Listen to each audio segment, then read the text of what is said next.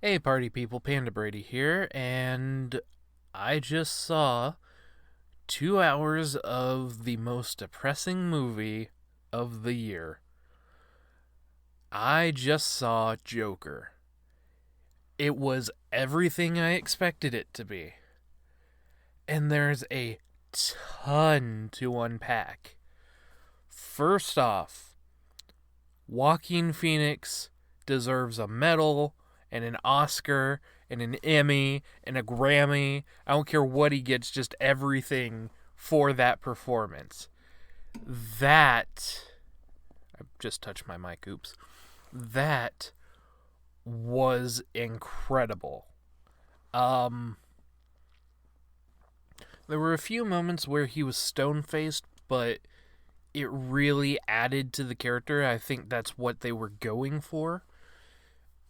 And just the entirety of the movie is so sad and depressing, but it's reflective on what's happening in real life, and there's a lot of political statements in it. And then there's also the whole mental illness side of everything, and it's just before I continue, go watch this movie cuz it was great. It was exactly what I paid for. It was exactly what I was expecting. A slow downward spiral of a downtrodden man's psyche into the creation of one of DC's most recognizable villains, the Joker. And it worked so well. You you don't even get a feel that it's out or that it's in the DC universe because it feels like it could have been anywhere else. But because they throw in Gotham, Thomas Wayne, etc., you're like, "Oh, this is DC. I keep forgetting." It's just this heartfelt retelling of the trauma of a man. It feels like this could be based on a true story. Um, I don't even know if I can recap properly because I'm just still so out of it. Um, so the entire thing was great. There's a lot of mind fudge moments. Some are pretty obvious though if you ask me. Um, so yeah, it's the story of, and once I say the man's name, any comic book fans out there are going to go, "Oh, I know who that is." So in this movie, Joaquin Phoenix plays Arthur Fleck. For those of you out of the know, spoilers for the comics, skip ahead 10 seconds. Arthur Fleck is the man who killed Thomas and Martha Wayne in the comics. Okay, we're probably back by now. So yeah. Um, the Joker, I'm just going to refer to him as that so that there aren't any spoilers, lives with his mother in a cruddy apartment in Gotham. He works as a party clown. He not always does just parties though. The first thing you see him is he has to be a sign twirler for a going out of business sale. Some kids steal his sign. They jump him, break it off of his face. You get to see the everyday life of Joker and how he loves this one comedian on TV, and it is set a while back because, like I said earlier, Thomas Wayne is around. So this is like 10 to 20 years before what's going on, and from what I am to understand, this Joker is actually going to be the Batman Joker and not the Jared Leto Joker. But anyways, so yeah, you get to see his life. He's caring for his mother all the time. He's working his hardest as a clown to entertain because he loves to entertain people. He has a mental illness that causes him to laugh at things that he really shouldn't. This is a real medical condition. I have known people with it. I don't know the name of it, but I do know it is a real thing. So he, after he's jumped, his buddy gives him a gun, and he's like, no, I'm not supposed to have guns. And he's like, no, take it. You're going to get hurt one of these days. And that's one of those, no, he has a mental illness. There's a reason why he can't be around guns. But, later that day, I think it was that day. Everything's a bit out of order in my head. At one point, he meets a girl in his building that he likes. She has a daughter. There's no husband scene. I don't think they even ever say her name now that I think about it. But, so Joker ends up at his job dropping the gun that he had at a children's hospital thing, and his boss finds out and gets angry and tells him he's fired. I think that happened before the thing. Yeah. So before that, he's on the train, and these three guys are harassing a woman. They seem maybe drunk, but they do some stuff, and Joker's mental illness goes off, and they think that thinks they're funny, and they're all upset about it. They start beating him up, and he turns the gun on them and fires and kills the three. This causes some issues in the news, because like he kills two of them on the subway, and then the third one gets off and he shoots him down on the stairs, runs off. Then the gun drops and his boss fires him and such, and his other clown friends at the job are like, yeah, man, this shooting's really raised the want for clowns. And then there's a whole movement based on the clown against politics. It's the whole eat the rich, kill the rich thing. Thomas Wayne is wanting to run for mayor. He believes that he can help out the poor and downtrodden, etc.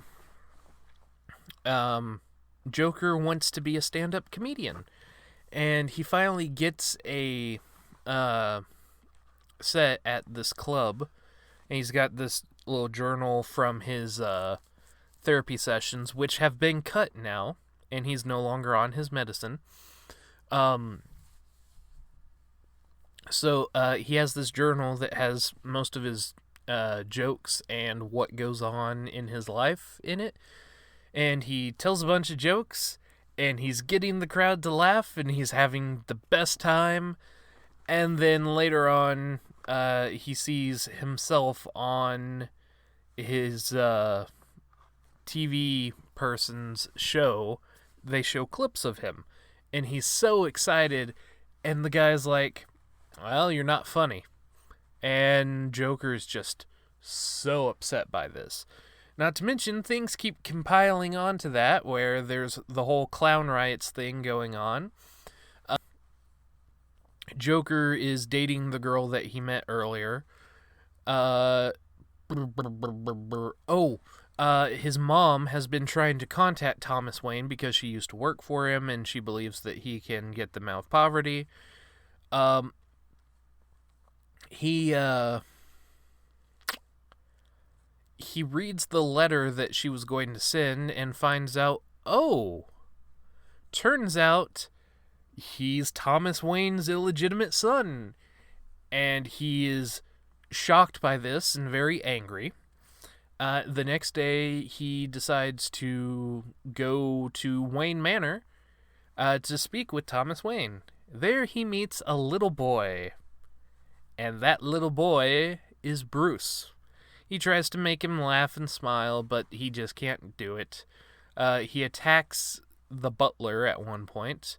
Not sure if it's Alfred or not, but I think it's hinted that it's Alfred. I had to stop for a second because it looked like my capture stopped. Anyways, he runs off. His mom is being sent to the hospital because she had a stroke when two detectives started asking her questions. He is upset that they caused this, and they're like, hey, we heard about your mental illness. Is that a real illness, or is it just a joke?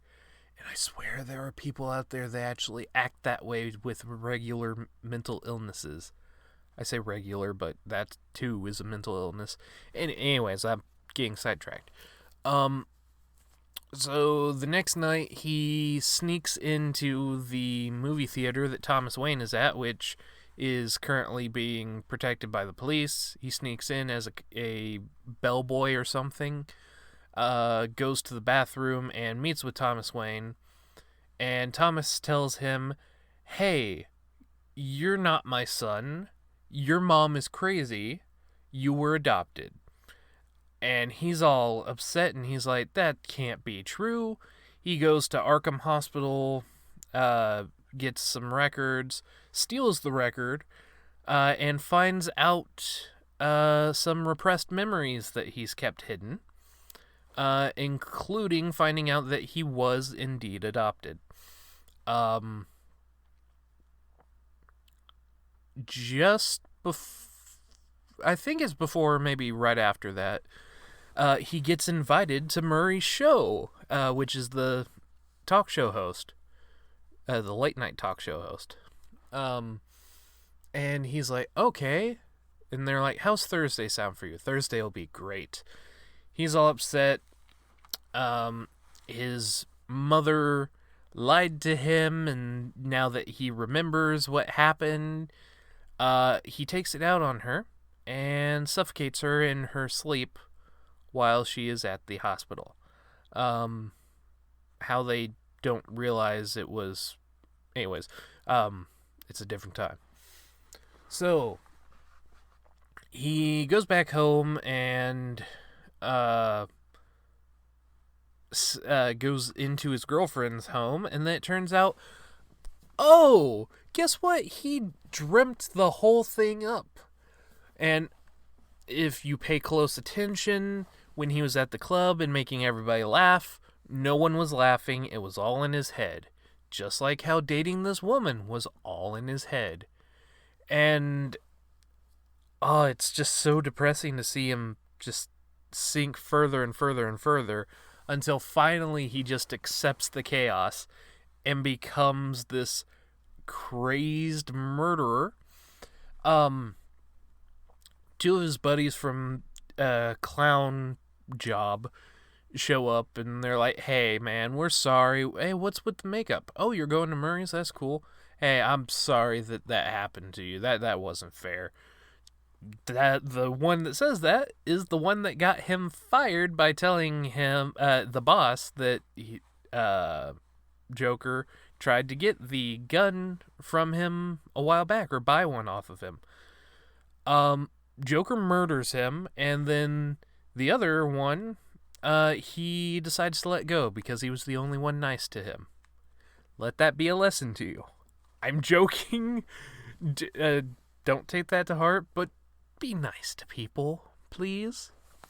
Anyways, he goes on to the talk show host, onto the talk show, and asks to be introduced as Joker. And when he hears the applause as he's about to come out, he is just loving it. And since he has nothing else to lose, and he got the two detectives seriously injured and put into the hospital at one point because they chased him, and he got onto a train, and one of them accidentally discharged their weapon into a civilian, and the civilians jumped them. So he shows up, and they're like, "What's with the face paint? Are you trying to be political?" "No, I'm not trying to be political." Goes on to the show. "No, I'm not political. Do I look like a clown that could start a political movement? Come on. I know you're saying I'm not funny. Well, you know, you get what you get." Kapow! Kills the show host, and I was like, this is exactly where I thought this was going. The Joker is finally here. And he lives for the applause and attention. He ends up getting arrested, taken away. The police that are taking him get hit by a ambulance taken over by some of the Joker protesters from the clown movement. And Joker smiles and laughs. We get to see Bruce Wayne's tragic backstory for the umpteenth time. And Joker is finally at the Arkham Hospital. He's talking with his therapist, and he does the whole, that's life. There's a funny joke I'm thinking of. I'm sorry that I'm laughing. You want to hear it. Next thing you see, he's walking out the hallway with bloody footprints, and then dances at the end and runs off with some orderlies chasing him. And my gosh, that was such a good movie. It was super depressing. I don't recommend it if you can't deal with being sad or feeling bad for a while. But man, that was a huge delve into the psyche of Joker and why he is as he is. I'm gonna say it. I give this a Harley Quinn out of 10, despite her not being in this movie. So, without further ado, like and share if you enjoyed. Subscribe and become part of the Panda Party, because there ain't no party like a Panda Party, because Panda Party don't stop. And I'll see you guys in the next video. Later.